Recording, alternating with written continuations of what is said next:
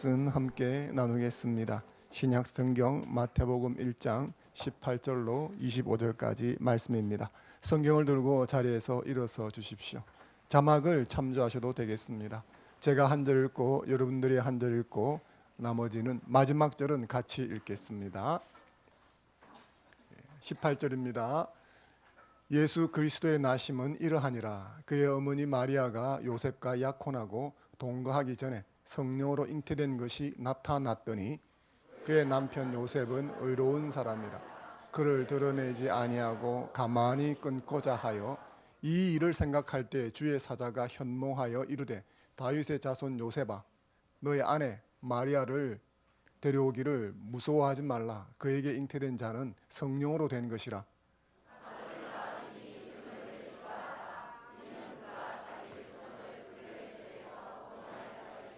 하니라. 이 모든 일이 된 것은 주께서 선지자로 하신 말씀을 이루려 하심이니 이르시되 보라 처녀가 잉태하여 아들을 낳을 것이요 그의 이름은 임마누엘이라 하리라 하셨으니 이를 번역한즉 하나님이 우리와 함께 계시다 함이라. 요셉이 잠에서 깨어 일어나 주의 사자의 분부대로 행하여 그의 아내를 데려왔으나 아들을 낳기까지 동침하지 아니하더니 나음의 이름을 예수라 하니라. 아멘. 함께 예배드려서 감사합니다. 오늘은 성탄 축하 예배입니다. 오늘 성탄절이죠. 옆 사람에게 한번 이렇게 인사했으면 좋겠습니다. 메리 크리스마스 하면 옆 사람에 인사하겠습니다. 예, 앞뒤로 인사하겠습니다. 메리 크리스마스. 예. 성탄의 은혜가 예배를 드리는 저와 여러분에게 충만히 임하는 시간 되기를 주의 이름으로 축원합니다. 오늘은 이 땅 위에 오신 예수님이라고 하는 제목으로 하나님의 말씀을 나누려고 합니다. 기독교 신앙의 알파와 오메가, 처음과 끝, 시작과 나중은 예수 그리스도이십니다. 예수 그리스도에 대한 믿음이 전부라 할 수 있죠. 그런 점에서 예수 그리스도가 어떤 분이신가 아는 것은 기독교 신앙에서 절대적이다 말할 수가 있습니다. 예수님을 올바로 아는 만큼 우리의 신앙은 깊어지고 풍성해지기 때문입니다. 그래서 오늘 본문 말씀을 통해서 예수님이 어떤 분인가를 좀 더 알고자 합니다. 이 본문은 예수님의 성육신으로 인해서 아주 유명한 본문이죠. 이 본문 말씀을 통해서 예수님이 어떤 분이신가 하는 것을 우리가 알아보았으면 좋겠습니다. 예수님은 성령으로 잉태되신 분이시다. 이 본문이 처음 이야기하는 것이죠. 18절 말씀 같이 한번 읽겠습니다. 18절 시작. 예수 그리스도의 나심은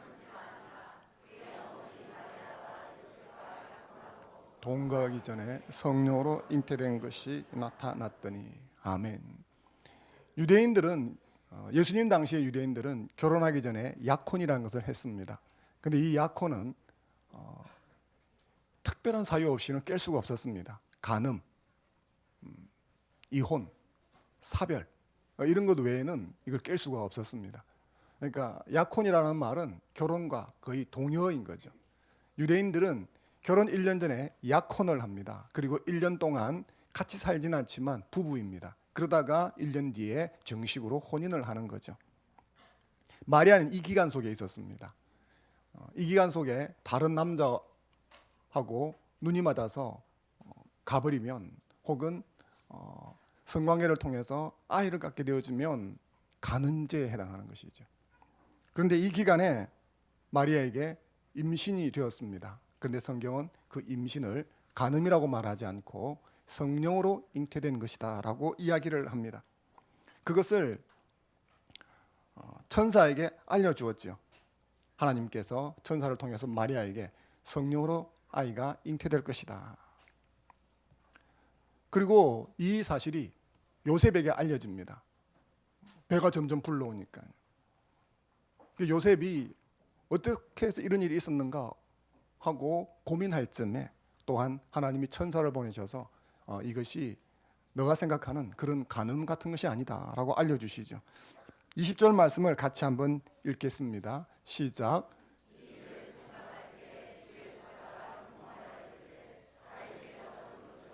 내 아내 마리아 데려오기를 그에게 잉태된 자는 성령으로 된 것이라. 아멘.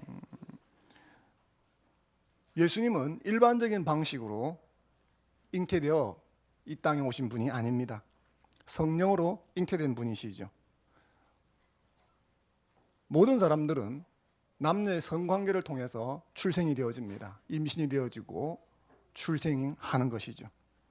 그런데 예수님은 그런 일반적인 방식이 아니라 초자연적인 방식으로 이 땅에 오셨습니다.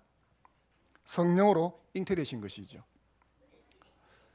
성령으로 잉태되어야 될 중요한 이유 중에 하나는 죄가 없어야 하기 때문입니다. 히브리서 4장 15절 말씀을 같이 한번 읽어보겠습니다. 시작. 우리에게 있는 대제사장은 우리의 약함을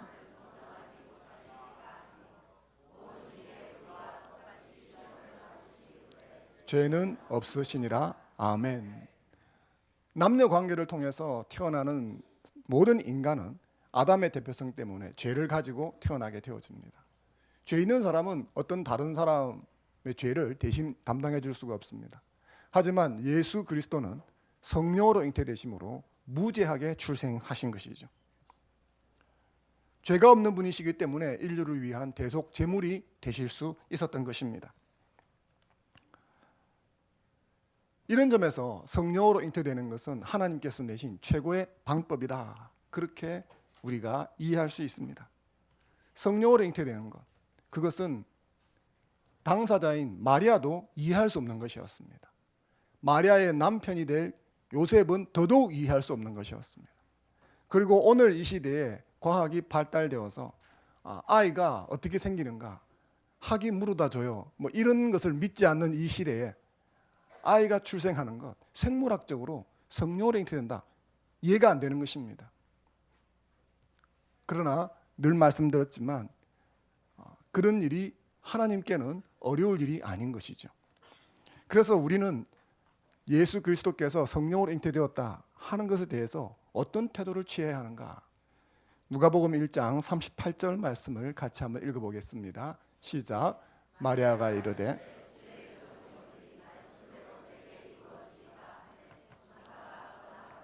아멘. 이것이 저와 여러분의 태도가 되어야 될 줄로 믿습니다.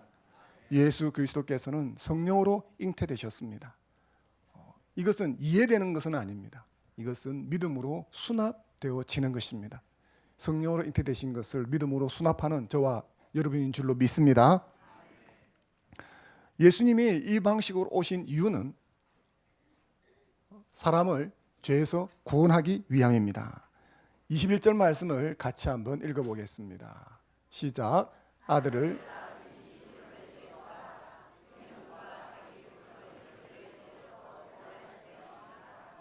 아멘. 예수라고 하는 말은 구원자라는 뜻입니다. 구원이라는 말은 뭐뭐로부터 구한다라는 그런 의미를 가지고 있죠. 아이가 태어날 즈음에 하나님은 천사를 보내어서 그 이름을 예수라 하라고 이름을 지어주셨습니다. 그것은 이 아이가 어떤 일을 할 사람인지를 특정해 주는 것이죠.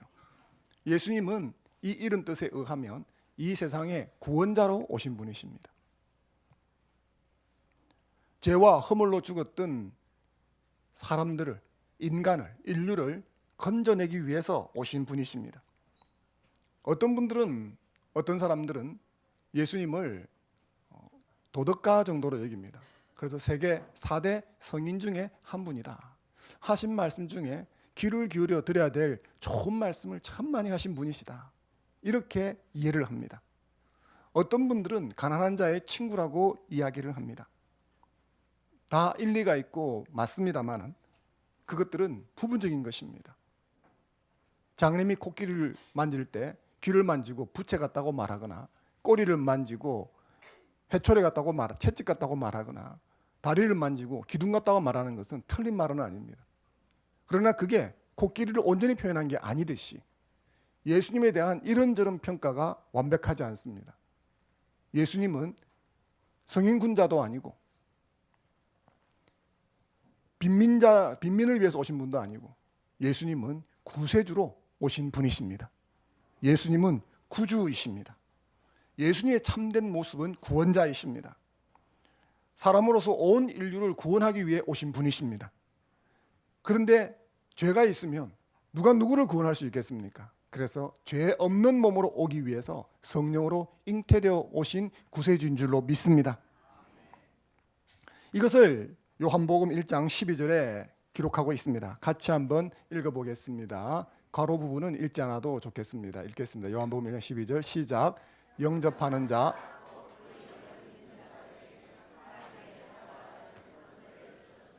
아멘. 예수님은 우리를 구원하기 위해 오신 분이십니다. 그래서 성령으로 잉태되어 오신 것이죠. 그렇기 때문에 누구든지 예수의 이름을 믿는 자는 구원을 받고 하나님의 자녀가 되는 권세를 얻게 되는 줄로 믿습니다. 오늘 이 예배에 참여하신 분들은 이 권세를 가지신 분들로 믿습니다. 그러므로 우리는 이것이 얼마나 큰 은혜인가를 생각해 보아야 합니다.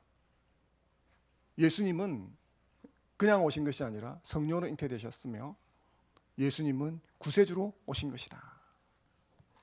그리고 또 하나 우리가 기억해야 될 것, 오늘 이 말씀을 좀 더 세밀하게 살펴보려고 합니다. 23절 말씀을 같이 한번 읽어보겠습니다. 23절입니다. 시작. 보라, 처녀가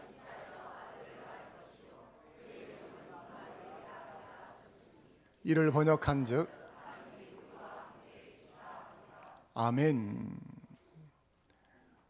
이 성경을 기록한 마태는 예수님의 잉태와 출생을 구약 배경에서 가지고 옵니다. 마태는 선지자의 말을 인용하면서 예수님의 이 출생, 탄생은 이미 예전부터 예언되어 있던 것인데 이제 성취가 된 것이다 라고 이야기를 하는 것이죠. 그 구절이 금방 우리가 읽었던 23절입니다. 이 23절은 마태로부터 약 한 700여 년 전에 살았던 이사야 선지자가 했던 예언입니다. 이사야서 7장 14절에 있는 말씀을 그대로 인용한 것이죠. 이사야 선지자 당시 이스라엘은 남쪽과 북쪽으로 나뉘어져 있었습니다. 그래서 남쪽을 유대라고 부르고 북쪽을 북이스라엘이라고 불렀습니다. 이스라엘은 12지파가 있었는데 10지파가 북이스라엘을 이루었고 2지파만 남쪽의 유다를 이루었습니다. 그러니까 국력 차이가 너무 많이 나겠죠. 당시 유다의 왕은 아하스였는데 북이스라엘과 사이가 좋지 않았습니다. 이사야 선지자가 이 예언의 말씀을 선포하던 그 시기 북이스라엘은 옆에 있던 아람이라고 하는 나라와 동맹을 맺고 이 남유다를 침공해 들어오려고 했었습니다. 그러니까 나라가 전쟁이 임박해서 일촉즉발의 상황이었죠. 마치 우리나라가 북한과 긴장관계에 있었을 적에 서울을 불바다로 만들어 버리겠다고 연일 말을 하기 때문에 경제가 힘이 들고 방비를 하기 위해서 혹시라도 포탄이 날아올까 그렇게 염려하던 그런 시기와 같다 생각하시면 되겠습니다. 이렇게 어려운 상황 속에 놓였을 때 하나님은 이사야 선지자를 아하스 왕에게 보냅니다. 그리고 하나님께서 이스라엘을 유다를 지켜주겠다라고 약속을 해주십니다. 약속을 해주시면서 내가 이스라엘을 지켜준다고 하는 것에 대한 징조를 구하라고 요구를 하게 되어집니다. 징조라는 게 뭔가 이런 것이죠. 보통 밤에 달무리가 생기면 다음날 비가 온다. 그 밤에 달무리를 보면 내일은 비가 올 징조인가 보다 생각을 하죠. 겨울에 눈이 많이 내리면 이듬해 비가 많이 온다. 이런 말도 있습니다. 이런 걸 징조라고 하는 거죠. 가보지 않았지만 어떤 현상을 보고 다음에 그것이 일어날 거다. 그래서 그게 일어나면 그때 달무리가 졌으니까 확실히 비가 오는구나 라고 알 수 있는 거죠. 이런 것들을 징조라고 하는 것입니다. 하나님께서 아하스 왕에게 징조를 구하라 라고 했던 것은 하나님이 보호해 주신다고 약속하셨는데 나중에 그건 그냥 어쩌다 일어난 일이지 하는 소리를 못하게 하기 위해서 앞에 징조를 구하라는 거죠. 이 징조가 있고 그리고 하나님이 보호해 주셨으니까 확실히 하나님께서 하신 것이야. 그렇게 하나님이 가르쳐 주시려고 징조를 구하라고 한 것입니다. 여러분 같으면 이런 징조를 구하라면 구하시겠습니까? 100이면 100 구해야 되지 않겠습니까? 근데 아하스 왕은 거절해 버렸습니다. 징조 필요 없습니다 라고 말했습니다. 아하스 왕은 악한 왕이었습니다. 그래서 하나님을 의지하려고 하지 않았습니다. 주변에 있는 다른 큰 나라를 의지하려고 했었습니다. 그건 필요 없다는 거죠. 그러자 하나님은 아하스 왕을 책망합니다. 이사야 선지자를 통해서 책망하시면서 아하스 왕이 요구하지도 않았는데 징조를 주십니다. 그게 이사야서 7장 14절 말씀입니다. 이사야 7장 14절 우리가 읽었던 23절 말씀을 보게 되어지면 처녀가 잉태하여 아들을 낳을 것이고 그 이름은 임마누엘이다. 이게 징조라는 거죠. 그러니까 아기가 태어난다는 거예요. 근데 이 아기가 태어나서 무슨 징조가 되어지느냐? 이사야서를 여러분들이 계속 이제 읽어보시면 7장 14절 이후로 읽어보시면 그 징조가 나오는데 이 아이가 태어나서 악을 버리고 선을 택할 줄 아는 나이가 된다면 지금 남유다를 위협하던 두 나라 북이스라엘과 아람이라고 하는 이 두 나라가 스스로 무너지게 될 것이다. 나라가 황폐해질 것이다. 패망의 길을 걷게 될 것이다. 그렇게 하나님이 약속해 주십니다. 그러니까 이 두 나라가 패망의 길을 걷고 접어들어가 버리면 아하, 하나님께서 그 징조를 주셨는데 이렇게 되었구나 라고 하도록 하기 위해서 한 아기가 태어나게 하셨다는 겁니다. 악을 버리며 선을 안다라고 하는 나이는 추정을 해야 합니다. 몇 살쯤인지 정확하게 알기는 어렵습니다만은 유대인 문화에 의하면 성년식을 치르는 나이가 12살입니다. 그래서 아마 이 선을 알고 악을 버리는 이것은 한 사람이 몫을 한다라고 볼 적에 성년에 해당하는 나이, 즉 12살 정도가 아닌가 대략 성경학자들은 추정을 합니다. 그래서 대략 12년 후가 되어지면 유다를 괴롭히던 북이스라엘과 아람 왕국이 무너져 내릴 것이다. 그런 예언이 되는 것이죠. 여기서 이 한 아기는 아마도 이 예언을 하는 이사야의 아들일 확률이 아주 높다고 합니다. 그런데 이사야 선지자가 이 예언을 하던 때로부터 거의 한 12년 정도 지난 이후에 3년 되는 즈음에 이 북왕국과 아람 왕국이 무너져 내리게 됩니다. 그런데 이 예언이 이사야 선지자의 아들 이야기라면 성경에 이렇게 중요하게 기록되거나 혹은 마태가 인용했을 리가 없습니다. 이 아이는 당시에 태어났던 어떤 한 아기, 이사야 선지자의 아들일 확률이 높지만 하여튼 당시에 태어났던 어떤 한 아기를 상징하지만 궁극적으로는 오실 메시아를 상징하는 것입니다. 이 아기가 태어나면 임마누엘이 보장이 되어지는 거죠. 그러니까 이사야 당대에 어떤 아기가 태어났습니다. 그 아기의 출생은 하나님이 남유다와 함께 하신다는 징조인 거예요. 결국 그것이 12년 뒤에 성취가 되어지는 거죠. 하나님은 우리와 함께 하신다. 이걸 히브리어로 뭐라고 그럽니까? 자신이 없었습니까? 히브리어로 뭐라 그러죠? 예, 이 발음을 잘해야 됩니다. 임마누엘이 아니고요. 뭡니까? 임마누엘입니다. 예, 임마누엘입니다. 하나님이 우리와 함께 하신다. 그런데 이 예언이 하나님이 우리와 함께 하신다 하는 이 약속, 언약, 이것이 이사야 7장부터 계속 나옵니다. 이사야 8장 9절 말씀을 같이 한번 읽어보겠습니다. 이사야 8장 9절 시작. 너희 민족들아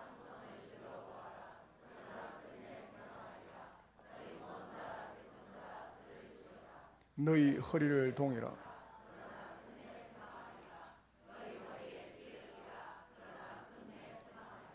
아멘. 한 구절 더 읽어드리겠습니다. 이사야 8장 10절입니다. 너희는 함께 계획하라. 그러나 끝내 이루지 못하리라. 말을 해보아라. 끝내 시행되지 못하리라. 이는 하나님이 우리와 함께 계심이니라. 하나님이 우리와 함께 하시기 때문에, 이게 히브리 말로 하면 임마누엘이죠. 임마누엘이기 때문에 너희들이 아무리 계획해도 유다를 멸망시킬 수 없다. 그런 이야기를 하고 있는 것입니다. 북이스라엘의 침공 뿐만 아니라 이 이사야 8장에서는 당시의 거대 제국이었던 아수르 제국의 침략에서도 지켜 보호해 줄 것이라는 약속을 하고 있습니다. 이것이 더 나아가서 이사야 9장 6절 7절에도 나오고 있습니다. 9장 6절 7절 한번 같이 읽어보겠습니다. 시작. 이는 한 아기가 우리에게서 한 아들을 우리에게 주신 바 되었는데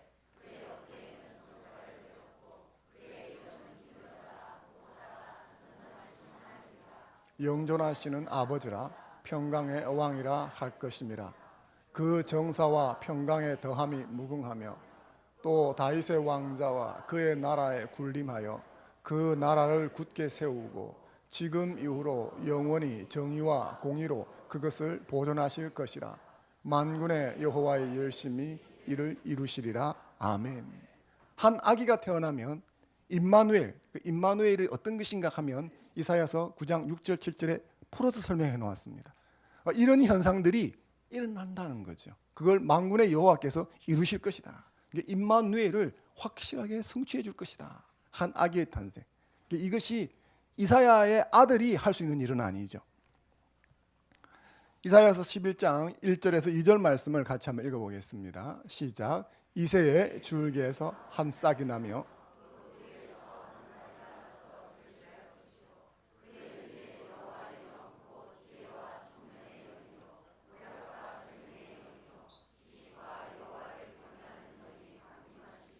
아멘. 이사야 선지자는 이사야서 6장부터 12장에 이르기까지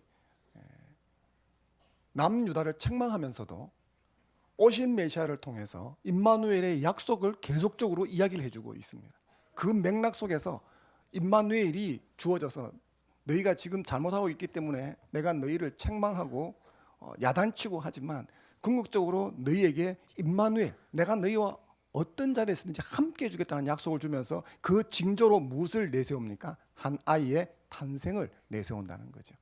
그것이 그 당대에서는 이사야의 아들인지 혹은 아닌지 모르지만 그 당대에서는 북이스라엘의 위협 속에서 함께해서 지켜준다는 것으로 나타나고 있다면 오고 오는 역사 속에서는 바로 그 임마누엘, 하나님이 함께 하시면 문제될 게 없겠죠. 그것을 아기의 탄생으로 보장을 해준다는 것입니다. 그리고 이사야 6장에서 12장까지 보게 되어지면 이 아기는 궁극적으로 오실 메시아 예수 그리스도를 상징하는 것이다. 그렇게 볼 수가 있는 것입니다. 그래서 우리나라 한글 성경 가운데 우리말 성경은 이 부분을 각주를 하면서 난하주에 이렇게 두 가지 내용으로 각주를 해놓았습니다. 첫째, 아하스 시대에 젊은 여자가 낳은 아들이 성장할 무렵 두 대적 아람과 북왕국 이스라엘이 멸망할 것이라는 예언이다. 두 번째, 장차 동정녀에 의해 태어날 그리스도에 대한 예언이다. 이렇게 되어져 있습니다. 어떤 분들은 이사야서 7장 14절 이 말씀이 동정녀 탄생과는 상관이 없는 말씀이다라고 말하는 분들도 있습니다. 그러나 그것은 그렇게 타당한 것이 아닙니다. 이사야서 7장 14절은 보수 기독 개혁 정통 입장에 서 있는 개혁주의에서는 동정녀 탄생의 근거 구절로 삼고 있습니다. 보라, 처녀가 잉태하여 아들을 낳으리니 그의 이름은 임마누엘이라 하리라. 그런데 그 처녀를 동정녀로 보지 않는 많은 시도가 있습니다. 이사야 7장 14절 말씀만 의하면 이 처녀라고 번역된 단어가 동정녀라는 증거는 없습니다. 그런데 구약에 여러 용어들이 있지만 가장 결정적으로 이 구절이 동정녀 탄생의 근거가 되어지는 가장 중요한 근거는 바로 마태가 이 구절을 동정녀 탄생으로 이해하고 인용했다는 것입니다. 마태는 자기 마음대로 한 것이 아니라 성령의 감동을 받아서 이렇게 인용을 한 것이죠. 성경 해석에 있어서 이런 원칙이 있습니다. 신약은 구약의 빛 아래에서 읽고 구약은 신약의 빛에 의해서 해석된다. 무슨 말이냐 그러면 신약을 읽을 적에는 구약이 배경이 되어서 구약을 올바로 알아야만 신약을 폭넓게 이해할 수 있다는 겁니다. 히브리서를 읽는데 구약의 제사제도를 잘 모르면 히브리서를 잘 읽기가 어려워지는 거예요. 그래서 구약에서 레위서 같은 것을 머리 아파, 그 뭐 골치 아프다 해서 빠뜨리고 지나가시는 분들은 히브리서를 읽으면 이게 어렵습니다. 그런 배경이 있어야 읽을 수 있는 거죠. 그런 것처럼 또 하나는 뭐냐 하면 구약은 신약이 해석을 해주는 것입니다. 성경은 계시 역사를 다루고 있습니다. 그 계시 역사는 점진적으로 갑니다. 그래서 아담 때보다 아브라함 때가, 아브라함 때보다는 모세 때가, 모세 때보다는 다윗 때가 훨씬 더 계시가 밝게, 크게, 정확하게 드러나게 되어집니다. 이것을 점진적 계시 역사라고 부릅니다. 그렇기 때문에 구약에서 뭔가 좀 모호하고 뭔가 정확하게 알기 어렵다라고 하는 것은 구약 그 자체에서 밝혀지지 않아도 점진적 계시 역사에 의해서 신약 시대로 오게 되어지면 더 뚜렷하게 밝혀지게 되는 거죠. 다시 말해서 이사야 7장 14절이 동정녀 탄생인가 아닌가는 그 당시 혹은 이 구절만 가지고는 정확하게 판별하기 어렵지만 신약 시대로 오면 계시 발달사에 의해 가지고 정확하게 드러나는 거죠. 성령께서 마태를 통해서 그때 했던 이사야 7장 14절 말씀이 동정녀 탄생이라고 깨닫게 하시고 구절을 인용하게 하신 것입니다. 그래서 이 구절은 예수 그리스도의 나심에 대한 이중적 예언이다, 이렇게 여러분들이 이해하시는 것이 좋습니다. 이사야 당대에 한 아기가 태어났지만 궁극적으로는 오실 메시아 예수 그리스도의 출생을 이야기하는 것이다. 그런데 이사야 당대에 태어날 아기든 궁극적으로 오실 메시아든 상관없이 한 개의 징조입니다. 뭐의 징조입니까? 임마누엘의 징조라는 거예요. 임마누엘은 무슨 뜻입니까? 하나님이 우리와 함께 하신다. 그 말은 뭐죠? 하나님의 보호 속에 있다는 거예요. 그래서 남유다는 국력이 약했지만 결국 자기보다 훨씬 강대한 나라에게 잡아먹히지 않고 보호를 받았다는 거예요. 오실 메시아 예수 그리스도께서 오셨습니다. 이게 우리에게 복된 소식이죠. 왜 그렇습니까? 임마누엘의 징조이기 때문에 그렇습니다. 하나님이 우리와 함께 하신다는 징조이기 때문이죠. 오늘 사람들은 평탄한 삶을 갈망합니다. 하지만 수많은 불안 요소가 늘 우리의 삶 속에 자리하고 있습니다. 그래서 어떻게든지 그걸 해결하려고 노력합니다. 그게 인생이죠. 그럼에도 불구하고 삶은 늘 불안할 때가 많습니다. 성폭행 범죄가 상당히 만연해 있죠. 여러분도 그거 받으셨는지 모르겠지만 어느 날 저희 집에도 이 사람이 성폭력범입니다 하고 뭐가 편지 비슷한 게 왔더라고요.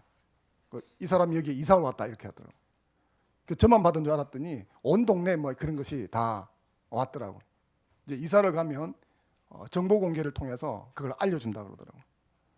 몰랐을 때는 잘 지냈는데 어디 사는지도 잘 모르겠지만 사진과 함께 그런 게 오니까 이거 딸 가진 부모로서 빨리빨리 들어와라 뭐 이렇게 되는 거죠. 요즘은 묻지마 범죄가 극성을 부리고 있습니다. 심리적으로 불안정하고 정신적 질환을 겪는 사람들이 늘어나면서 다양한 범죄가 생기고 있죠. PC방 살인 같은 경우,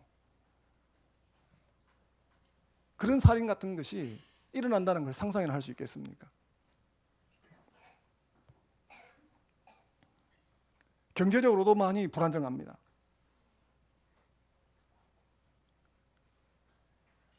올 한 해는 경제가 좋아진다는 이야기를 별로 들어본 적이 없는 것 같습니다.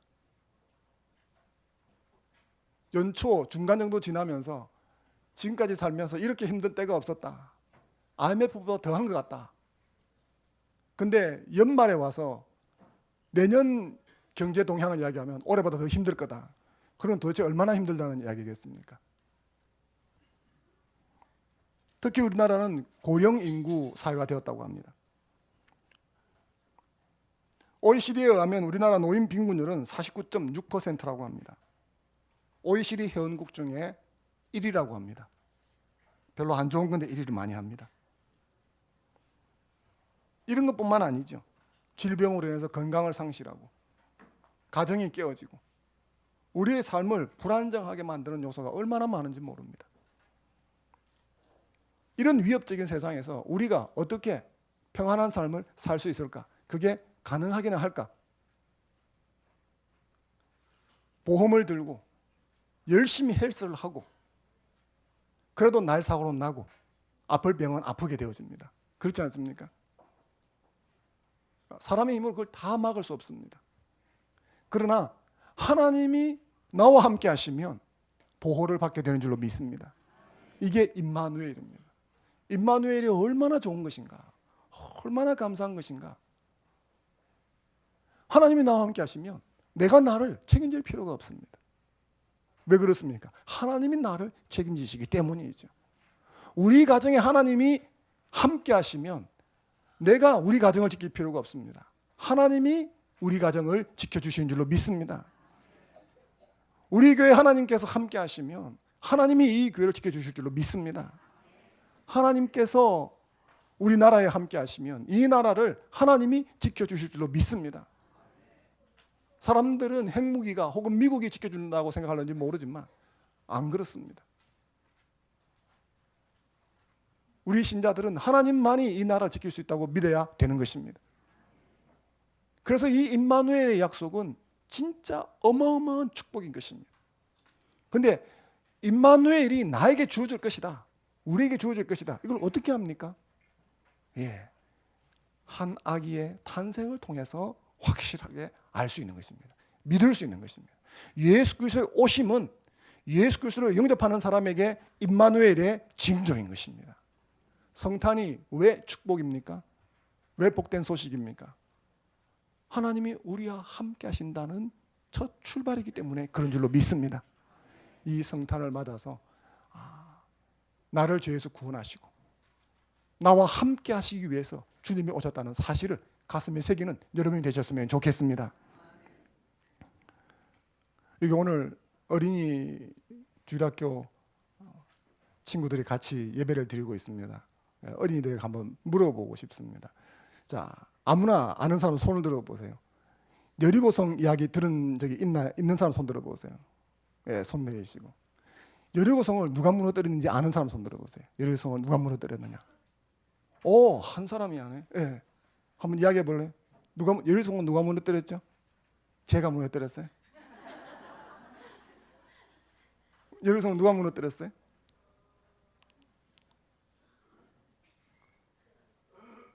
이게 심각한 문제였네요. 맞아. 여호수아 맞죠? 예. 어떤 목사님이 교회당 앞에서 놀고 있는 아이들에게 질문을 했습니다. 어린이들이 어린이 주일학교에서 얼마나 성경을 지식을 잘 배우는지 알고 싶어서 질문을 했습니다. 길동아, 너 여리고성을 누가 무너뜨렸는지 아니? 그러자 그 길동이가 갑자기 목사님을 쳐다보다가 울먹울먹하면서 막 울어버렸습니다. 그리고 이야기를 하는 거예요. 목사님, 제가 안 그랬어요. 전 그런 적이 없습니다. 길동이의 대답에 기가 막힌 목사님은 이 아이를 가르친 어린이 주일학교 교사 선생님을 찾아갔습니다. 집사님, 내가 말이지 길동이에게 여리고성을 누가 무너뜨렸느냐 이렇게 물었더니 자기가 안 무너뜨렸다고 하면서 막 우는데 이게 도대체 무슨 일입니까? 목사님 질문을 받은 집사님이 고개를 푹 숙이더니 이렇게 말했습니다. 목사님, 사실일 겁니다.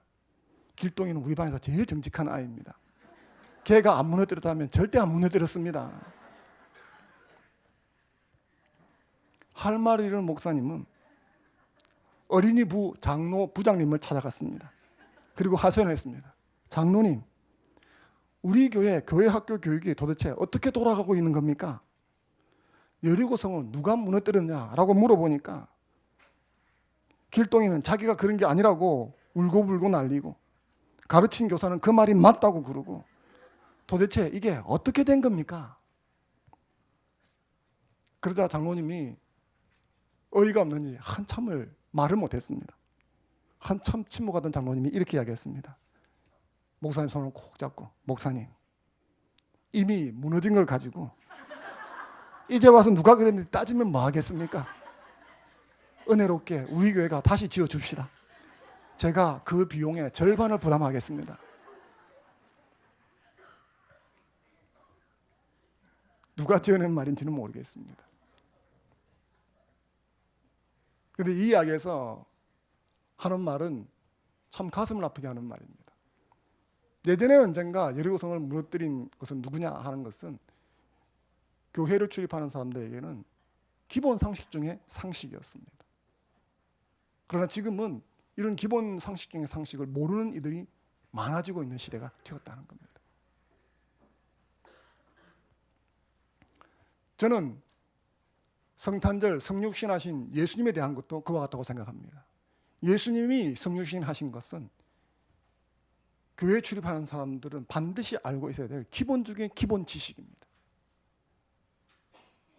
그러나 누가 예수님이 성탄절에 오신 것이 무엇입니까? 예수님은 성탄절에 비춰볼 때 예수님은 어떤 분이십니까? 라고 누군가 물으면 복잡하게 오늘은 크리스마스지 뭐. 오히려 예수님보다는 산타에 대해서 관심이 많고 산타를 더 많이 알고 예수님보다는 산타에 대한 지식이 더 많아지는 것이 이 시대가 아닌가 생각이 되는 것입니다. 그래서 저와 여러분들은 기독교의 진리 속으로 돌아가서 예수 그리스도가 누군가를 더 깊이 알고 정확하게 아는 자가 되어야 될 줄로 믿습니다. 예수 그리스도는 우리를 위해 오신 구세주이십니다. 그래서 성령으로 잉태되어 오신 분이십니다. 그래서 그 예수 그리스도에 오시면 나에게, 우리에게 임마누엘의 확증이 되어지는 것입니다. 내가 이 사실을 믿고 이 사실을 다른 사람에게 가르칠 수 있는 저와 여러분이 되었으면 좋겠습니다. 잠시 기도하겠습니다.